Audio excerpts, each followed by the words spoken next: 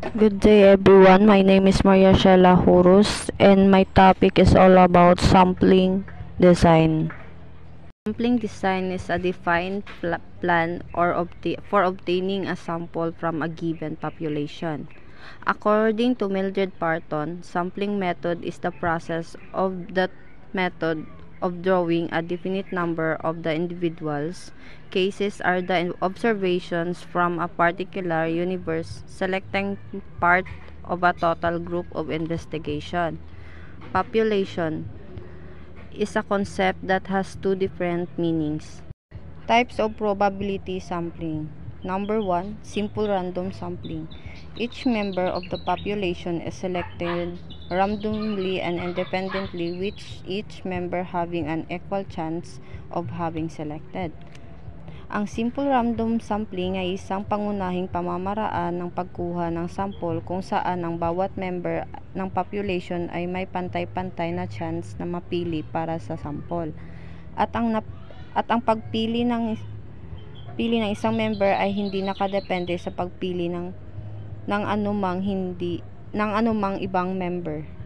Number 2, stratified random sampling. The population is divided into strata or subgroups based on the specific characteristics, and then a random sample is selected from each stratum. Ang stratified random sampling ay particular na kapaki-pakinabang kapag ang populasyon ay hindi pantay at nais na manaliksik na tiyakin na ang sample ay kumakatawan sa iba't ibang subgroups sa loob ng populasyon. Karaniwang ginagamit sa iba't ibang larangan tulad ng mga panlipunan na agham, pananaliksik sa merkado at pampublikong pag-aaral sa kalusugan. Number 3 is cluster sampling. The population is divided into clusters or groups, and then the random sample of clusters is selected. All members within the selected cluster are included in the sample. For example, cluster sampling is the sampling technique where the population is divided into clusters, and then the random selection of clusters is chosen to be included in the sample. For example, consider a study aiming to understand the average income of households in the city. The city could be divided into clusters based on neighborhoods could be chosen as cluster for the example. Within each chosen cluster, all households will be included in the sample.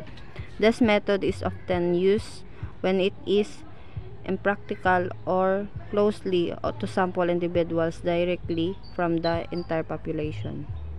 Number 4 is systematic sampling. A random starting point is selected, and then every ninth member of the population is selected until the desired sample size is reached. Example, let's say we have a population of 1,000 students in a school, and we want to conduct a survey to gather their opinions on a certain topic.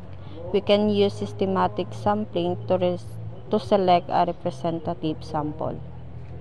Non-probability select a representative sample. Non-probability sampling is a method of selecting units from a population using a subject method.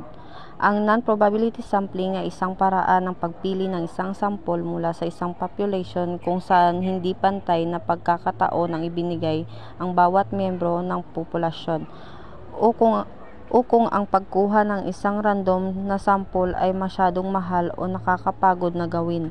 Ngunit may mga limitasyon. Ang non-probability sampling ay ito ang nagbibigay na tiyak na representasyon ng produkto. Types of non-probability sampling. Number 1, convenience sampling is a non-probability sampling method where units are selected for inclusion in the sample because they are the easiest for the research to access. Selecting respondents in which the member of population do not have equal chance being selected as samples involves selecting samples based on convenience, based on availability of members and their proximity to the researcher. Moreover, in the sampling technique, data come from people that are easiest to reach and contact. Ang convenience sampling ay tinatawag ding accidental sampling, incidental sampling, grab sampling, and opportunity sampling. For example, conducting survey to students as they are entering the school, posting a survey on social media like Facebook, interviewing people in the park.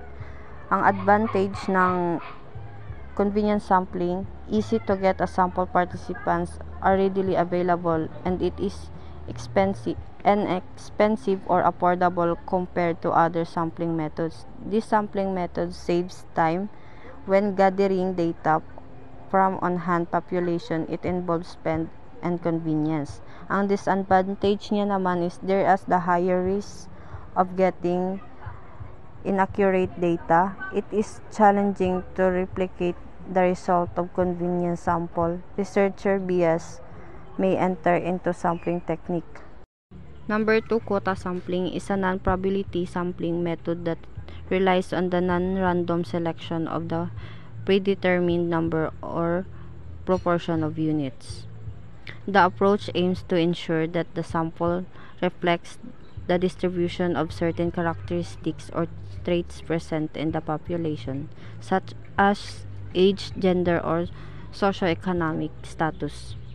Number 3 is judgment sampling, also called purposive sampling or authoritative sampling. Is a non-probability sampling technique in which a sample members are chosen on the basis of the researcher's knowledge and the judgments. This method is particularly useful when the researcher seeks to include specific types of individuals or elements in the sample based on their expertise or understanding of the population. Number 4 is snowball sampling. The sample is selected based on the referrals from other participants. For example, the researcher may want to study the experiences of people who have experienced a traumatic event, so they would ask the initial participants to refer other individuals who have also experienced a similar event. So that's all. Thank you.